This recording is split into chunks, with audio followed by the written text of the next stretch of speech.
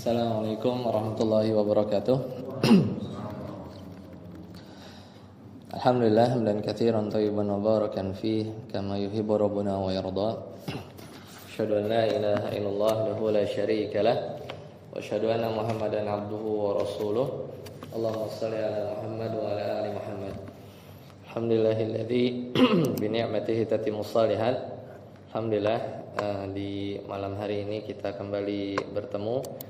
Insyaallah semoga kita Allah catat ya sebagai langkah untuk kita istiqomah dalam menuntut ilmu, dan lagi-lagi kita bersyukur kepada Allah Subhanahu wa taala atas segala nikmatnya dan taufiknya sehingga kita masih mau bersabar untuk terus menuntut ilmu hingga akhir hayat kita.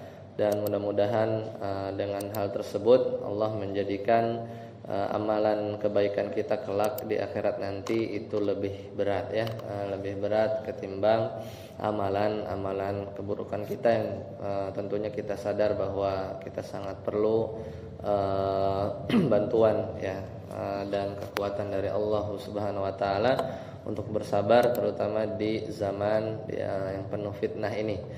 Kembali bertemu lagi ya setelah terakhir itu kita pertemuan 34 di Fikih Muyassar di bulan lalu kita anggap selesai ya, alhamdulillahilladzi bi ni'matihi tatimmus shalihat. Jadi Fikih Muyassar kemarin kita sudah selesaikan sampai bab haji. Kita agak loncat-loncat kemarin dan kita tutup di pertemuan 34 ya, kemarin di sekitar 17 Mei ya, pas lagi bulan Zulhijjah. Nah, hari ini kita coba buka lembaran baru mengisi hasanah keilmuan kita, dan tentunya ini adalah pembahasan yang sangat mulia karena objek yang akan kita bahas itu adalah kalamullah. Dan kita coba mulai dari 3 juz ya, 3 juz yang sejatinya kita kenal gitu ya di akhir-akhir.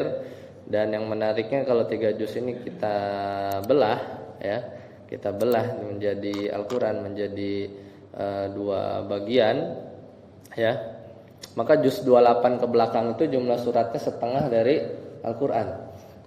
57, 58 kan, itu kan pas ya, 57 kali 2 114. Kalau bapak-bapak sekalian atau kita hafal 3 juz terakhir, kita bisa bilang kita setengah hafal setengah Al-Quran ya, tapi belakangnya ya, belakangnya. Jadi ngumpul setengah surat 57 kan, 57 bagi kali 2 114. Ini Al-Mujadilah ini 58, ke belakang sampai Anas 57. Kalau kita hafal 3 juz saja ya, kita berusaha, kita boleh bilang kita hafal setengah Al-Quran gitu ya. Makanya menarik ya, kita mulai dari juz 28 ya. Mudah-mudahan kita diberikan kemudahan ya. Silakan kita bisa lihat Al-Quran sama-sama baik di HP kita atau di Al-Quran kita, mushaf kita. Maka kita coba lihat ya, di antara referensi yang menarik ya, kita kembali ke Ummahatu Kutubut Tafsir, yaitu Jami'ul Bayan ya, semisal tafsir Tabari ya, Tafsirul Qur'anil Azim karya Ibnu Katsir ya, dan juga Jami'ul Ahkamil Quran ya, karya Imam Al-Qurtubi ya, untuk mungkin bahasan-bahasan yang nanti kita akan bahas. Nah, kemudian dari sisi-sisi bahasa mungkin kita coba lihat dari kitab At-Tahrir wa Tanwir ya, karangan Ibnu Asyur, dan juga yang kontemporer nanti kita coba lihat beberapa kalam ulama dari mereka. 6. Ya, kita mulai masuk di surat ya Al-Mujadalah. Penyebutannya beberapa ulama menyebutkan beberapa perbedaan ya. Di tafsir Kemenak ya, kadang kita atau diartikan ya oleh tim itu adalah nama surat ini adalah wanita yang mengajukan gugatan, yang wanita yang mengajukan gugatan. Al-mujadilah, wanita yang mengajukan gugatan. Ya, sama. Dan ini adalah surat Madaniyah, ya, surat Madaniyah. Dan nanti kita akan coba lihat beberapa keistimewaannya. Sudah ketemu? Kalau yang lihat mushaf, silakan dibuka surat ke 58, ya, 58 awal dari juz 28. Ya, Allah Ta'ala berfirman, A'udzu billahi minasyaitonir rajim. Ya. Qad sami'allahu qawlan lati tujadiluka fi zawjiha wa tashtaki ila Allah wallahu yasma'u tahawurakuma innallaha sami'un basir. Jadi Allah Subhanahu wa taala menamakan surat Al-Mujadilah wa Al-Mujadalah ini berdasarkan firman Allah taala di awal surat. Ya, jadi Allah taala menamakan surat ini atau Allah menyebut ada kata tujadil, ya, tujadil artinya ada seorang wanita yang dia mengajukan, ya, gugatan. Dan ini nanti kita lihat, ya, Al-Mujadalah atau dalam surat Al-Mujadalah ini ada dialog, ya, antara seorang sahabat wanita yang sebagian ahli tafsir menyebutnya Khawlah binti Tha'labah, ya. Dan ini adalah sahabat yang mulia, ya. Ada kisah nanti dari Umar, ya, yang beliau sampai rela untuk di-stop, ya, sama salah seorang, waktu itu Khawlah sudah tua. Dan nanti kita akan lihat bagaimana keutamaannya. Nah, Allah Ta'ala berfirman, Qad sami'allah, Allah Ta'ala sungguh telah mendengar. Allah Ta'ala sungguh telah mendengar, menggunakan fi'il madi, sami'a. Qaulal lati tujadiluka fi zawjiha, bahwasanya Allah telah mendengar perkataan dari seorang wanita yang mengajukan gugatan. Kepada siapa? Fi zawjiha, kepada suaminya atau tentang suaminya, ya. Tujadiluka, mengajukan gugatan kepada Nabi SAW. Ya, Allah dengar, jadi ngadu, ya, salah seorang wanita ini kepada Nabi SAW tentang suaminya, ya, tentang suaminya. Wa tashtaki ilallah, dan juga tidak hanya mengajukan kepada Nabi Muhammad SAW, tapi dia juga, ya, beliau juga mengajukan kepada Allah Subhanahu wa taala, ya, wa tashtaki ilallah. Ya, jadi Allah mendengar ketika ada dialog antara sahabat wanita yang mulia ini dengan Nabi, makanya Allah katakan qad sami'a, ya, Allah telah mendengar. Jadi Allah sudah mendengar kala itu apa yang diadukan oleh sahabat wanita yang mulia ini. Wa tashtaki ilallah, dan juga wanita ini juga mengadukan kepada hal tersebut kepada Allah Subhanahu wa taala, maka Allah mendengar juga. Wallahu yasma'u tahawurakuma, dan Allah juga, ya, mendengar soal jawab antar kalian berdua. Nanti kita lihat, ya, beberapa faidah tentang mendengar ini, ya. Dan ini adalah akidah Ahlussunnah wal Jamaah, bahwasanya Allah memiliki, ya, sifat mendengar, ya. Dan mendengarnya Allah ditinjau dari sisi zatiyahnya Allah. Allah sudah memiliki sifat mendengar sejak zaman azali, ya. Dari dulu, ya, Allah sudah memiliki sifat mendengar. Dan juga Allah ditinjau dari sifat fi'liyah, Allah mau dengar kapan saja, ya. Ketika mendengar aduan-aduan atau doa-doa para nabi terdahulu sudah mendengar. Allah juga akan mendengar apa yang akan terjadi ke depan, dan Allah juga mendengar apa yang sedang terjadi saat ini. Dan itu ditinjau dari sifat fi'liyahnya Allah. Dan ini berbeda, ya, dengan, ya, bagaimana sifat, ya, mendengar itu dipahami oleh sebagian kalangan, ya. Misalnya saudara-saudara kita dari kalangan yang lain itu memiliki konsep ya mendengarnya itu sedikit berbeda ya, ditakwil kepada makna ilmu ya, makna ilmu. Namun itu pembahasan yang lain.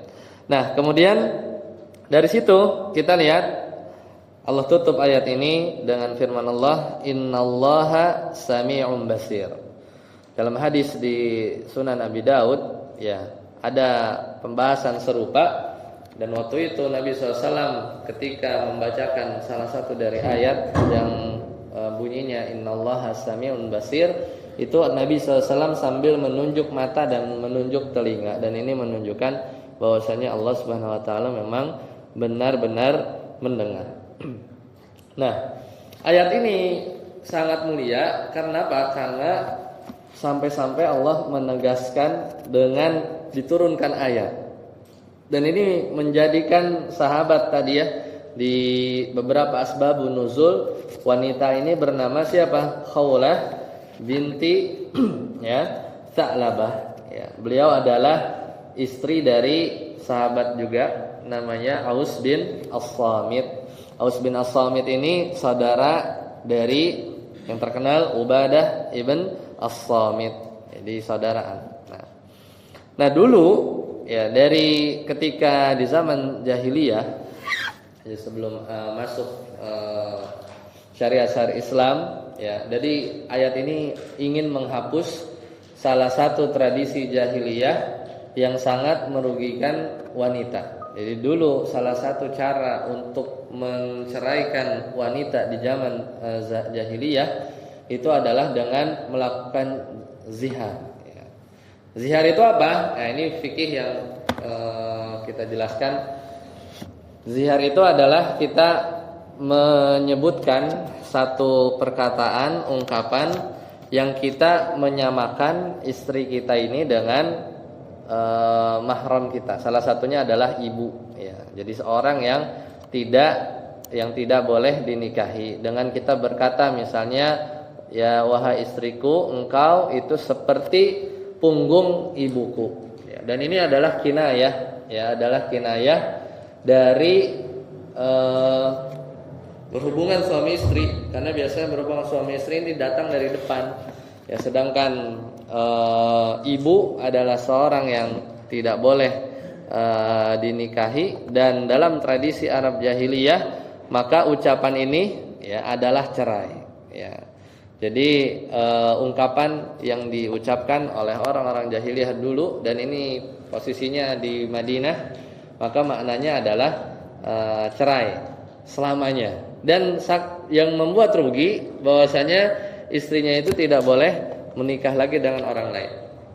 Itu tradisi mereka ya, tradisi mereka. Kalau seorang wanita dizihar ya, maka sangat dirugikan, karena ketika dia cerai maka istrinya tidak boleh menikah lagi dengan orang lain. Jadi agak berat ya bagi mereka. Dan ini ditanyakan karena Islam datang bagaimana gitu ya.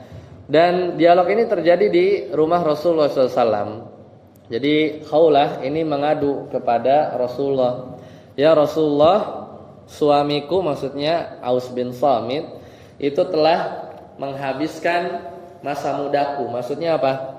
Maksudnya adalah ya aku udah tua gitu ya. Jadi suamiku ini sudah menghabiskan masa mudaku, dan aku telah melahirkan banyak anak untuk dia. Tapi sekarang saat aku sudah tua ya, dia malah menziharku. Itu adalah curhat ya, curhatan beliau kepada Rasulullah SAW. Maka jawaban awal Nabi, karena belum turun ayat, dan di ayat-ayat di Madaniyah itu kan banyaknya tentang syariat. Awal Nabi menjawab, maka hukumnya adalah menurut hukum yang ada, ya maksudnya hukum saat itu yang berjalan di tengah-tengah masyarakat. Pokoknya kalau ada wanita dizihar, engkau sudah haram baginya. Maksudnya nggak boleh digauli. Ya dalam tanda kutip yang berjalan saat itu adalah cerai. Dan ayat belum turun kan? Ayat belum turun. Nah, akhirnya Khawlah nggak menyerah, kan merasa dizolimi kan? Ya dia berdebat, dia berdialog dengan Nabi. Ya bukan karena membangkang, tapi karena rasa sayang sama keluarganya, anak-anaknya banyak, ya bagaimana nasib-nasib anak-anaknya. Dan ini menunjukkan bahwa gara-gara perkataan yang mungkin ringan diucapkan, konsekuensinya ya akan banyak, ya akan terjadi, ya jadinya kan cerai ya kalau ngikutin hukum jahiliyah. Dan jika anak-anak ikut suaminya maka terlantar juga, ya maka Khawlah akhirnya watashtaki ilallah, dan mengadukan kepada Allah akan hal tersebut. Dan aduan kepada Allah, ya setelah nggak dapat jawaban yang memuaskan untuk Khawlah ya binti Sa'bah, maka Khawlah berdoa, ya menengadahkan wajahnya ke langit dan berkata, ya Allah, ya aku mengadu kepadamu, dan Allah dengar.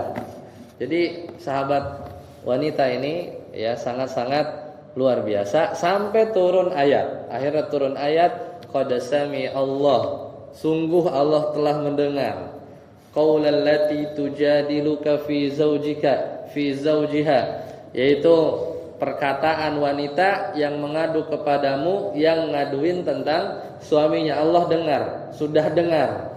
Wa tashtaki ilallah, dan juga dia ngadu kepada Allah, Allah dengar. Wallahu yasma'u tahawurakuma, dan Allah mendengar dialog, debat ya antara kalian berdua. Ini belum tahu kan hukumnya, nanti hukumnya di ayat kedua dan seterusnya. Ya gimana? Innallaha sami'un basir, dan Allah Maha mendengar lagi Maha melihat. Nah, kita sedikit bahas ya. Ya kita kan mungkin pernah belajar ya bahasa Arab dikit-dikit. Ya Allah Taala di sini menggunakan qad, ya menggunakan qad artinya apa? Sungguh. Dan ini menunjukkan apa? Kepastian, ya. Kepastian qad sami Allah. Kan ini sebenarnya Allah mendengar, gak mungkin cuma dengar doang. Pasti dijawab, ya. Pasti dijawab aduannya, doanya, keluh kesahnya atau ishtakanya beliau apa? Aduannya wanita ini. Maka kata Ibnu Ashur, ya, penggunaan kata qad, ya, penggunaan kata qad pada ayat qad sami Allah ini menunjukkan apa? Kepastian, dan juga menunjukkan pengabulan doa yang dinanti-nanti oleh, kalau asbab nuzul adalah Khawlah binti Tha'labah. Dan Aisyah radhiyallahu taala anha itu pernah bersaksi ya bahwa sampai-sampai beliau bilang Maha suci Allah, yang pendengaran Allah meliputi segala sesuatu. Ya. Jadi kan ini kejadiannya di rumah Nabi, dan Aisyah radhiyallahu taala anha ada di rumah Nabi juga. Tapi kata Aisyah apa? Subhanallah, ya Maha suci Allah, yang Allah itu pendengarannya meliputi segala sesuatu. Ketika itu terjadi, aku berada di sudut rumah. Rumah Rasulullah itu kan kecil, istrinya ada, dan aku ada di sudut rumah. Tapi aku tidak mendengar seluruh perkataan Khawlah binti Tha'labah. Kan ngomongnya pelan ya, mengadu gitu. Ini suami saya menzihan, ya.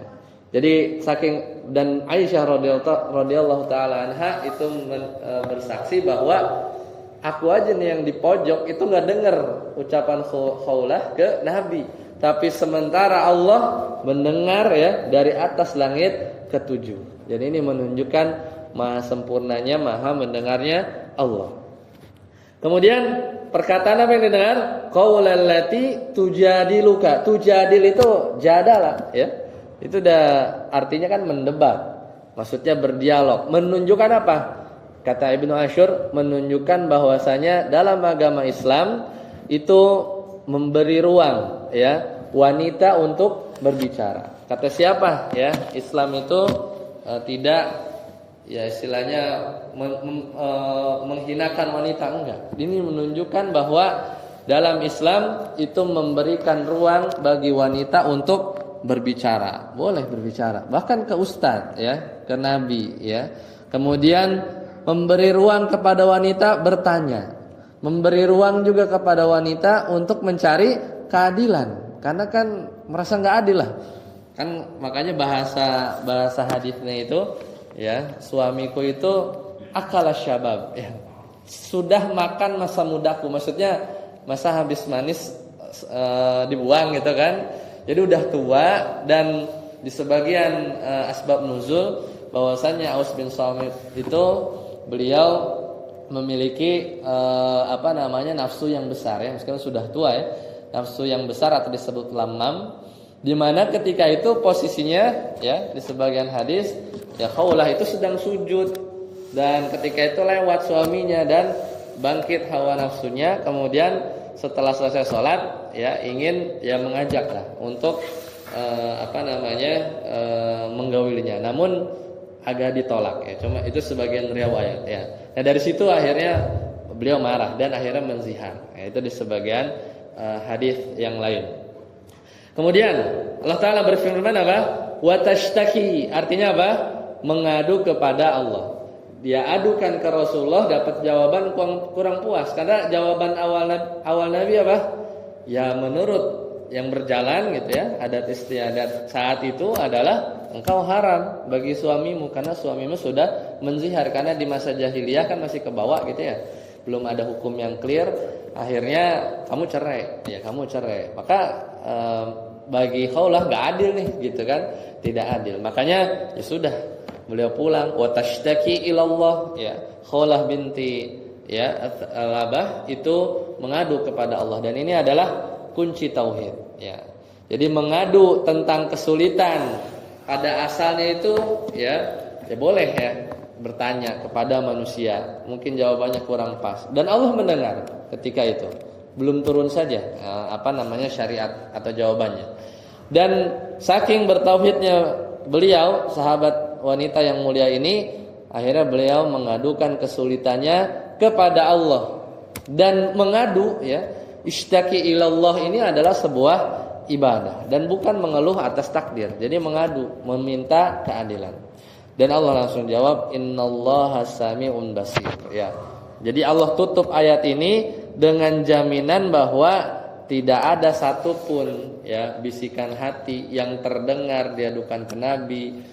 Mungkin air mata yang terjatuh, ya, dari Khawlah saat mengadu kepada Allah, maka tidak ada yang satupun yang luput dari pantauan Allah Subhanahu wa taala. Ya, itu apa yang bisa kita ambil dari ayat pertama. Dan dari sini tadi, ya, sekali lagi bahwa Allah langsung, ya, menurunkan wahyu untuk menjawab persoalan seorang wanita dari rakyat yang biasa.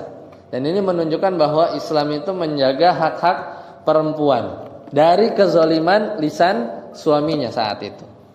Dan nanti solusinya ada di ayat kedua, 3, 4. Ternyata bisa ada jalan keluar supaya nggak cerai, yaitu apa nanti?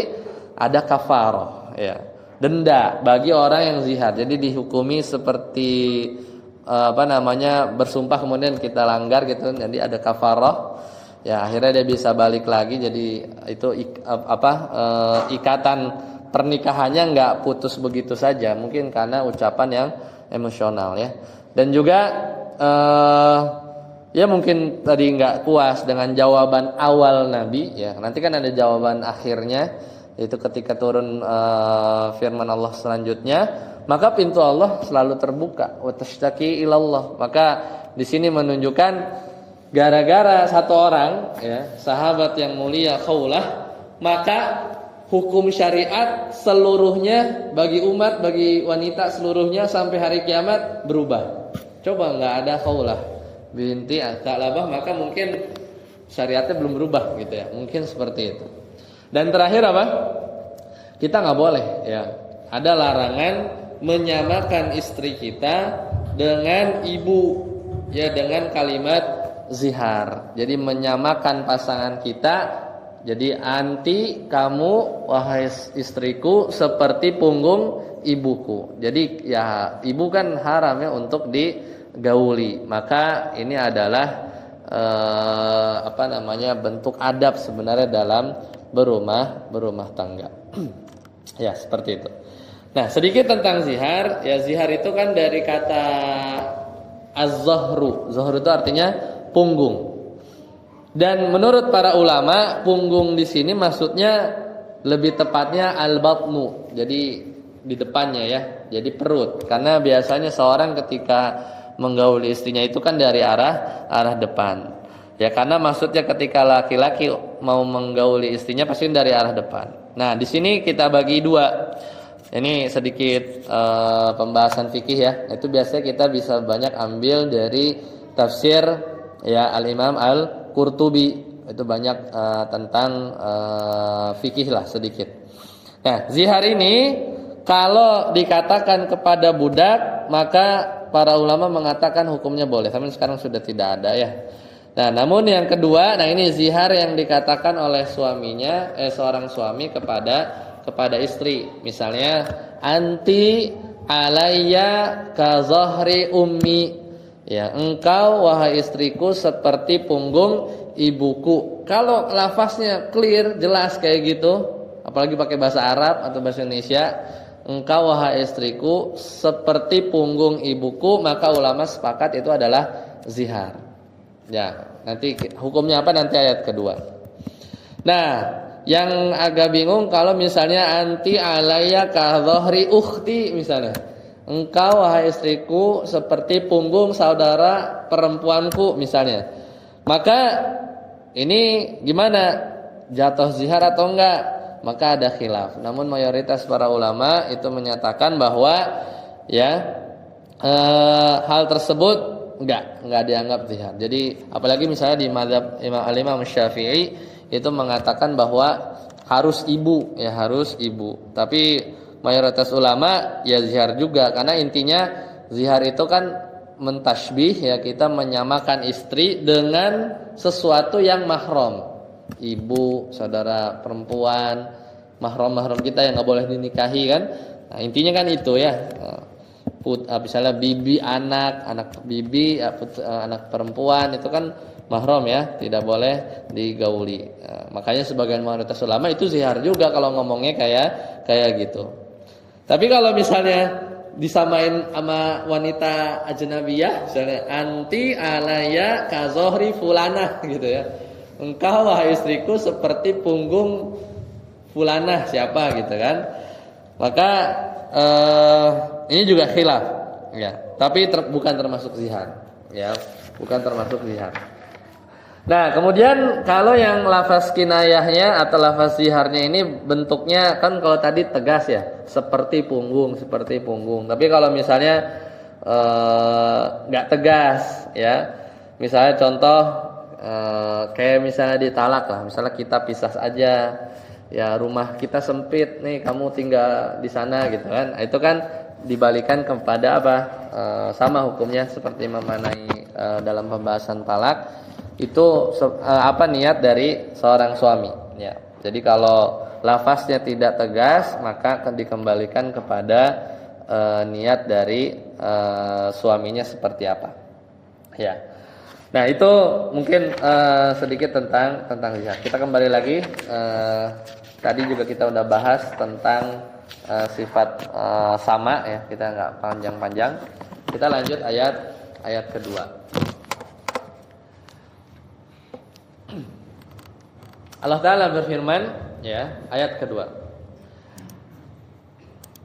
Alladzina yudhahiruna minkum min nisaihim ma hunna ummahatihim ya. Allah Ta'ala berfirman, orang-orang alladzina yudhahiruna minkum, orang-orang yang menzihar istrinya, min nisaihim ya, di antara kalian ya, di antara kalian, ma hunna ummahatihim ya, menganggap istrinya sebagai ibunya, padahal istri mereka itu bukan ibu mereka. Semua orang juga tahu. Kalau orang ngomong kamu seperti punggung ibuku, udah pasti dia tuh bukan ibu, ya kan? Orang-orang udah jelas. Berarti kan apa? Itu kan kayak bohong. Kan kayak dusta sebenarnya. Kamu seperti punggung ibu, orang jelas-jelas itu istrinya, ya. Makanya zihar itu perkataan yang mungkar nanti di ayat selanjutnya. Kenapa? Karena bohong, ya, dusta lah, dusta. Dusta yang nyata. Tiba-tiba istri sendiri dibilang seperti ibu. Ya, kan kelihatan kan? Dustanya itu jelas. Alladzina yudhahiruna minkum min nisa'ihim ma hunna ummahatihim. Orang-orang yang menzihar istrinya di antara kalian, ya, sambil menganggap bahwasannya istrinya itu sebagai ibu, padahal apa? Mahunna ummahatihim, padahal jelas-jelas istri mereka itu bukan ibu mereka, ya, bukan ibu mereka. In ummahatuhum illallai waladnahum, ya. Dan ibu-ibu mereka tidak lain hanyalah wanita yang melahirkan mereka, ya. Ibu-ibu, padahal istri kan nggak melahirkan dia, ya. Tapi padahal ibu-ibu mereka tidak lain hanyalah wanita yang melahirkan mereka. Nah, kemudian wa innahum, maka Allah sebut bagi suami-suami yang menzihar istri-istri mereka, itu Allah sebutkan bahwa wa innahum la yaquluna munkaram minal qawli wa zura. Nah, maka jelas, ya, langsung diberikan pernyataan bahwasanya sesungguhnya mereka itu suami-suami yang menzihar istri mereka, la yaqulun, mereka itu sungguh mengucapkan, ya, satu perkataan mungkar wa zura, dan juga dusta, mungkar dusta. Sudah mungkar dusta. Ini label yang sangat dosa besar lah, ya, dosa besar. Nah, maka kemudian Allah tutup wa innallaha la'afuwun ghafur. Nah, namanya biasa, ya, dalam Al-Qur'an itu selalu ada penutup yang di situ biasanya clue untuk kita mentafsirkan. Kan keras nih di ayat-ayatnya itu kan, kalimat-kalimat sebelumnya gitu kan. Istilahnya intinya membantah, kemudian mencap bahwa perkataan zihar itu adalah perkataan munkar, zura, juga dusta, tapi di ujungnya kayak dinetralin. Wa innallaha la'afuwun ghafur, ya. Sesungguhnya Allah Maha Pemaaf, ya, lagi Maha Pengampun. Karena konteksnya datang kepada orang-orang beriman. Ini kalau nanti di surat Al-Hasyr setengahnya mungkin itu ngomongin orang munafik, ya. Itu kalau udah ngancem pasti bawahnya misalnya innallaha, ya, sungguhnya azab Allah pedih, alim, ya, muhin gitu, ya. Dan ini konteksnya kan ke orang beriman. Jadi masih pintu maaf itu senantiasa terbuka. Ya. Maka mari kita bahas di sini, ya. Kata Allah Ta'ala, alladzina yudhahiruna minkum, jadi orang-orang yang menzihar istri-istri mereka. Yudhahirun itu sama diambil dari kata al-zuhru, artinya punggung. Nah, ini menarik, kalau kata Imam Ibnu Asyur, di zaman jahiliyah punggung itu, namanya punggung itu simbol apa? Simbol tunggangan, ya, dinaikin lah. Ya, jadi kan mengibaratkan apa? Istri itu kan tunggangan, ya, yang dinaiki oleh suami. Nah, namun kalau dikaitkan kepada ibu, ya gimana, ya, menunggangi ibu gitu kan. Dan zihar ini adalah, ya, bedanya nih, ya, bedanya hukum jahiliyah sama hukum zihar sekarang dalam agama agama Islam. Kalau zaman jahiliyah tadi apa? Zihar itu adalah bentuk talak, tapi paling zalim. Kenapa? Karena istri itu digantung. Ya, istri itu digantung. Ya, dicerai nggak kayak resmi gitu, ya. Kenapa? Karena nggak bisa nikah lagi, tadi repot kan. Kalau dicerai kan tinggal masa iddah, boleh nikah lagi. Tapi kalau zaman dulu zihar itu digantung, nggak dicerai resmi, jadinya apa? Nggak boleh nikah lagi. Namun juga nggak dianggap istri. Kenapa? nggak dapat nafkah batin, ya nggak bisa digauli, kan berat. Makanya Khawlah itu pas dapat jawaban, karena jawaban Nabi normal gitu kan, engkau haram bagi suamimu. Tapi gimana gitu kan, hak-hak wanita gitu kan, buat anak-anaknya gitu kan. Maka ayat ini ya, alladzina yughahiruna minkum min nisa'ihim ma hunna ummahatihim dan seterusnya, ini mau membatalkan tradisi tersebut. Ya, mau membatalkan tradisi tersebut. Kenapa? Karena Allah menegaskan bahwa ucapan yang diucapkan oleh para suami yang menzihar istrinya, kan di zaman dulu banyak ya. Kan itu kan masyarakat gitu kan, adat istiadat. Itu nggak bisa mengubah takdir ya, dalam artian ya status gitu dengan semena-mena gitu ya. Jadi kayak digantung ya. Seperti itu. Kemudian Allah bilang apa? Mahunna ya min nisaihi, maksudnya istri-istri mereka, mahunna ummahatihim. Istri-istri mereka ini bukanlah ibu-ibu mereka. Jadi dibalikin aja. Jadi orang-orang yang menzihar, ya dia ngomong sebenarnya dusta. Lagi mana menyamakan istri dengan ibu. Dan Allah menegaskan, ibu ya ibu. Ibu itu yang ngelahirin apa? Illallai waladanahum. Namanya ibu itu yang ngelahirin kalian. Gitu. Jangan dicampur-campur. Ya, jangan dicampur orang yang melahirkan kalian itu dengan ya orang yang menjadi pasangan kalian. Enggak mungkin. Jadi maksudnya gini, ketika ada suami yang menzihar di zaman dulu, di zaman jahiliyah atau saat syariat masih mulai syariat jahiliyah itu mulai dihapus, nggak boleh intinya mencampurkan gara-gara ucapan seorang suami yang mungkin lagi emosi dan lain, itu tiba-tiba mengubah hakikat istri yang tadinya pasangan jadi ibu. Ibu itu apa? Nasab kan?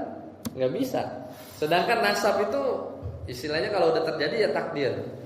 Ini kan Nabi Muhammad SAW aja siapa? Zaid ya. Zaid bin Muhammad itu nggak boleh kan?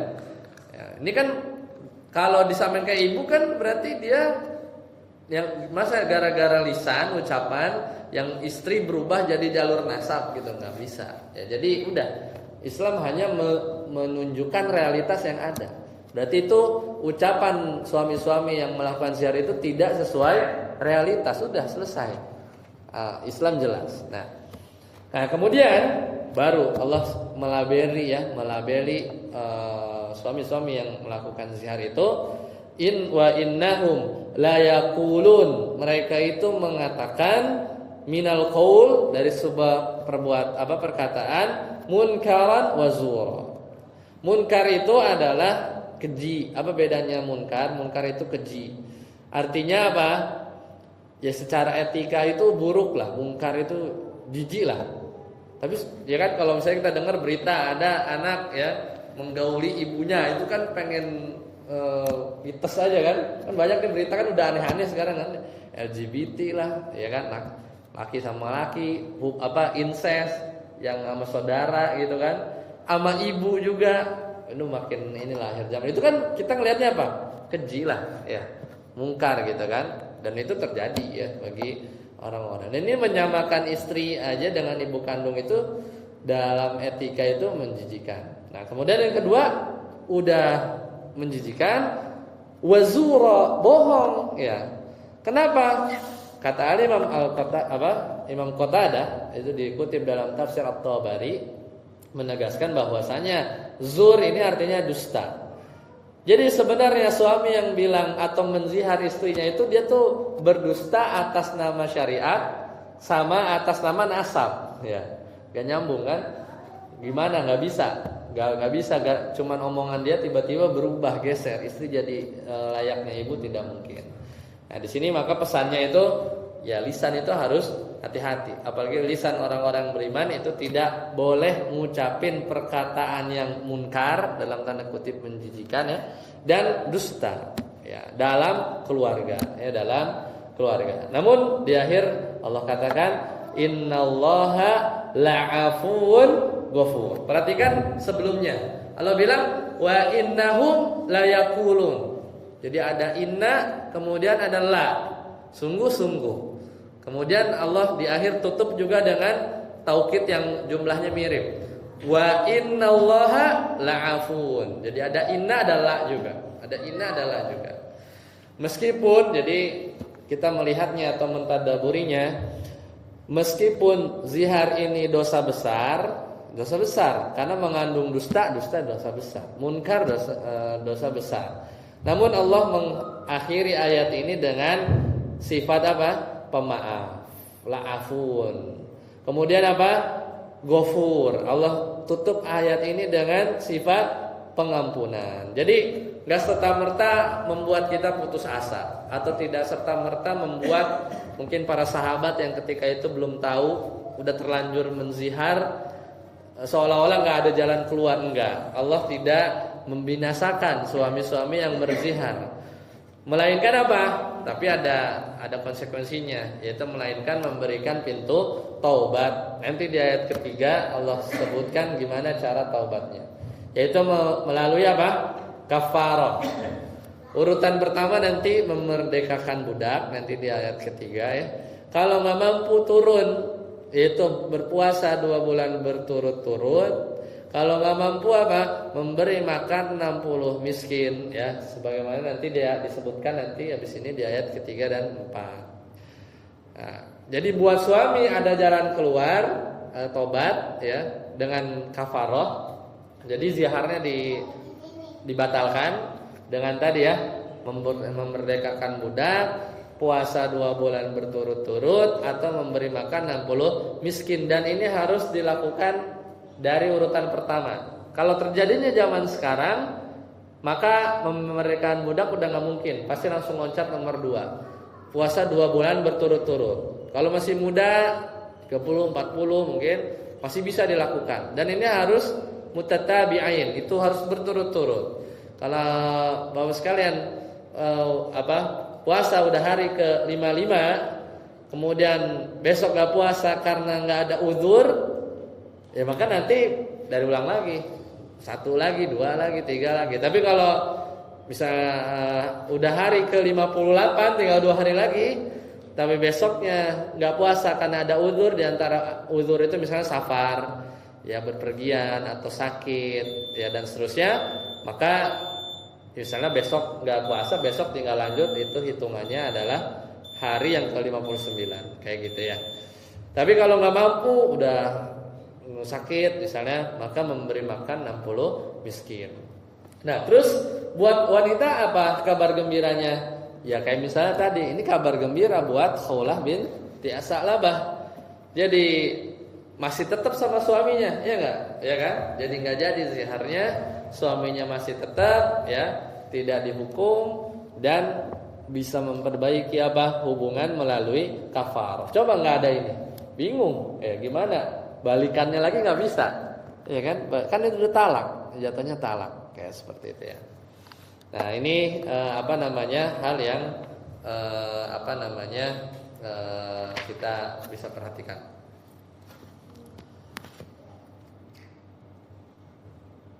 Dua menit lagi. Baik, kita lanjut ayat ketiga.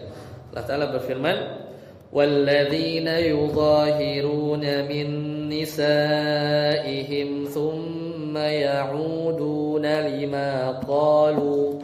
Allah Ta'ala berfirman, "Walladzina yudhahiruna min nisaihim," dan bagi para suami yang menzihar istrinya, udah terlanjur ya, "Tsumma ya'uduna lima qalu," kemudian dia mau balik lagi, mau menarik lagi perkataan ziharnya tadi, udah kadung ngomong, ya kamu seperti punggung ibuku gitu misalnya. Nah, buat mereka untuk menarik apa yang telah mereka ucapkan dari perkataan tadi ya, munkaron minal qawli wazura, maka apa caranya? Fatahriru raqabah. 1, yaitu apa? Memerdekakan budak. Ya, seperti tadi ya. Dan di sini budak yang umum, namun dispesifikkan dengan ayat yang lain. Maka secara fikih itu budaknya harus budak mukminah. Jadi dicek ya. budaknya mukmin atau enggak. Kalau di level budak itu bisa dicek, tanya saja, ainallah, di mana Allah? Setelah jawab fis sama, dodik itu kadar minimal ya, dia beriman, maka bisa bebasin buat jawab kafar. Ya. Min qabli ayyatamassa. Jadi bebasin budak dulu sebelum apa? Kedua suami istri itu bercampur kembali ya. Jadi kalau ada keinginan memperbaiki hubungan, lakukan kafarah dengan fatahriru raqabah. Dzalikum tu'adzuna bih, demikianlah yang diajarkan kepada kalian ya. Jadi sebelum bebasin budak dalam hukum fikihnya itu nggak boleh ya, bahkan dilarang keras menyentuh istrinya ya, bercumbu ya, dan ya itulah akibatnya ya. Ya, sampai benar-benar menuntaskan kafarah. Yang lebih repot lagi kalau tadi harus 2 bulan berturut-turut, itu nggak boleh ya. Nah, ini menunjukkan supaya apa? Suami ya disiplin ya, tidak asal sembarangan mengucapkan. Ya, dzalikum tu'adzuna bih, dan ini adalah kafarah sebagai mau'izah, peringatan. Ya, tujuannya agar suami lebih jera. Wallahu bima ta'maluna khabir. Dan Allah Maha teliti ya dari apa yang kamu kerjakan. Jadi kalau suaminya benar-benar bertobat, maka dia akan ya membayar kafarah. Karena bisa aja enggak bayar kafarah balik lagi gitu kan. Bisa aja. Enggak ada yang tahu misalnya. Tapi Allah Maha teliti ya, Maha teliti. Ya demikian, insyaallah nanti kita lanjutkan lagi ya detail pembahasan tentang kafarah ini ya sampai di ayat ketiga. Mudah-mudahan bermanfaat dan mudah-mudahan kita bisa mengambil faidah dari baru 3 ayat ya dari surat Al-Mujadalah. Sampai sini ada pertanyaan, silakan. Ya, silakan. Sampai sekarang ini apakah masih ada praktek zihar itu? Masih. Ya, zihar ya zaman sekarang ya masih ada. Maka kalau misalnya itu terjadi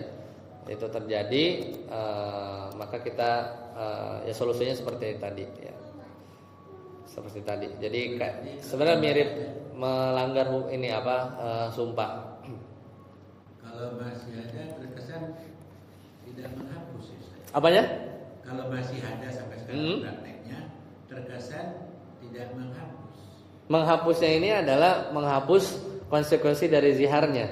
Jadi zihar zaman dulu itu dianggap talak. Ya, dianggap talak. Sedangkan dalam syariat kita misalnya kita berbicara yang sudah lengkap, maka ya kalau mau mentalak dengan talak yang biasa, misalnya kamu saya talak 1, 2, 3 gitu ya. Tapi kalau zaman sekarang ya iseng gitu ya. Zaman sekarang misalnya aku nggak mau lagi nyentuh kamu kayak di sinetron ya. Bagi kamu gitu kan seperti saudara sendiri gitu. Atau gini, melihat kamu aja aku seperti lihat ibu kandungku sendiri mungkin gitu ya. Dalam konteks emosi itu jatuhnya zihar zaman sekarang gitu ya. Atau misalnya, nah kalau misalnya kayak gini, ada orang engkau sangat baik ya, kamu tuh wahai istriku engkau sangat baik, sabar seperti ibuku. Nah, itu gimana tuh? Boleh nggak? Ini bukan zihar itu, ya itu pujian, ya. Sejak hari ini aku memperlakukan kamu ya seperti ibuku sendiri, gitu ya. Nah itu zihar bukan? Enggak, maksudnya kita tuh menghargai istri, gitu ya. Ini dan bahkan di hukum kan kalau pengadilan agama itu pakainya ini ya KHI ya, kompilasi hukum Islam. Itu juga disebutin bahwa zihar itu salah satu alasan yang bikin perceraian di pengadilan itu, dan ya sebagian wilayah masih melakukan hal tersebut ya. Tapi biasanya kalau di zaman now itu zihar itu lebih kalau generasi sekarang tuh bilangnya yang nikah muda sekarang gitu ya, itu kayak melecehkan secara emosional aja gitu ya. Jadi suami itu nggak mau menceraikan istri, tapi intinya gantung. Nah, itu kan sebenarnya seperti konsekuensi zihar. Ini nggak boleh ya. Maksudnya nggak diurus, nggak dicerain enggak gitu kan. tapi nggak dikasih nafkah batin, kayak di lantung-lantung aja, kan bingung. Istri mau nikah lagi nggak bisa karena nggak dicerai. Nah itu yang zaman sekarang itu lebih jelas kayak gitu, dan ya itu sangat nggak boleh ya. Tapi kalau misalnya terbukti melakukan zihar tadi ya, dengan lafaz yang jelas, supaya batalin itu ya dia harus bayar kafaroh gitu. Jadi intinya ini masalah etika lisan ya. Jadi karena jangan menganggap remeh, apalagi kalau kita bahas talak ya, itu lebih jelas lagi itu konsekuensinya cerai atau tidak. Sampai situ. Baik, sampai sini dulu kita cukupkan. Subhanakallahumma bihamdika asyhadu an la ilaha illa anta astaghfiruka wa atubu ilaik. Assalamualaikum warahmatullahi wabarakatuh.